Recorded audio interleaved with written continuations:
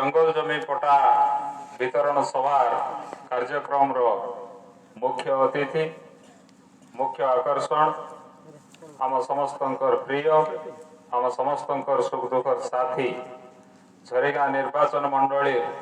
मान्यवर विधायक श्रीजुक्त प्रकाश चंद्र माझी महोदय मंच रे उपस्थित मान्यवर विधायक प्रतिनिधि श्रीजुक्त रामदर माझी महोदय आमर आत्मार चेयरमैन श्रीजुक्त टिकचंद माझी महोदय डोंगरीगुड़ा पंचायत पूर्वतन सरपंच श्रीयुक्त श्याम सुंदर नायक महोदय उपस्थित अन्यतम पूर्वतन सरपंच श्रीयुक्त फुलसिंह माझी महोदय उपस्थित आमर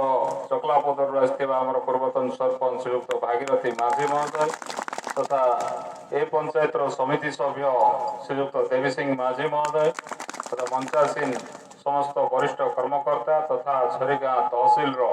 समस्त कर्मकर्ता तथा झरीगाँ ब्लॉक चकलापदर पालिया बकड़ाबेड़ा धामनागुड़ा डोंगरीगुड़ा रताखंडीगुड़ा कानाकोट बेलगाँ तेलनदी झरीगाँ आरंभ कर कुटरी छापर पर्यंत जेते सब गाँव रू आज जो भाई माने माँ माने पटा पाइबा आज मान्यवर विधायक हाथ से समस्त भाई भौणी मान प्रथम नमस्कार बंधुगण आज गोटे खुशी कथा सौभाग्यर कथा जे आज मान्यवर विधायक श्रीजुक्त प्रकाश चंद्र माझी प्रचेषा नेतृत्व आज झरीगाँ ब्लॉक पाखापाखि 1200 जन 1200 लोक आज जंगल जमीर अधिकार आज दिज्व यहाँ छोटिया कथा नहीं बहुत बड़ कथा आज मान्यवर विधायक आज विधायक भाव में निर्वाचित है दुई थर गोटे थर रोताखंडी गुड़े ये विशाल समावेश करी हजार हजार भाई भौणी मान जगह आदिवासी भाई भौणी मान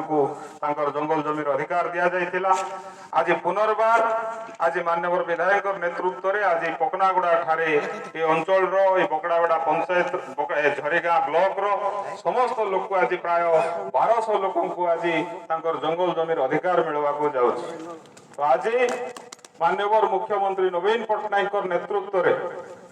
आज सारा भारत वर्ष रे ओडिशा जंगल जमी पटा दबारे आज 1 नंबर आज ओडिशा 1 नंबर ओडिशा भितरे जंगल जमीर अधिकार देवारे आज नवरंगपुर जिला 1 नंबर ये नवरंगपुर जिला भितरे जंगल जमी पटा दबारे हमर झरीगाँ ब्लॉक होची आज 1 नंबर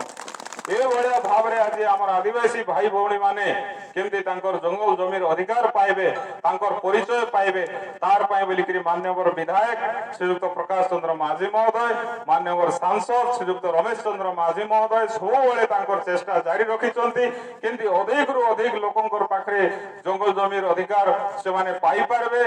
पाखे जंगल भीतर गाँ मान को केमती समस्त प्रकार सरकार सुविधा से रोड कथा हो करेन्टर कथा हो पीवा पानी कथा हो आज सब क्षेत्र में गुरुत्व दौरान ये भाया भाव में आज झरीगाँ ब्लॉक सामग्रिक भाव में आज विकास पथे आज आगे चली तो आपण माने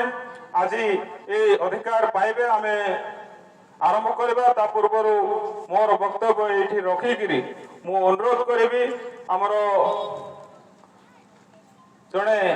पूर्वतन सरपंच वरिष्ठ नेता श्रीजुक्त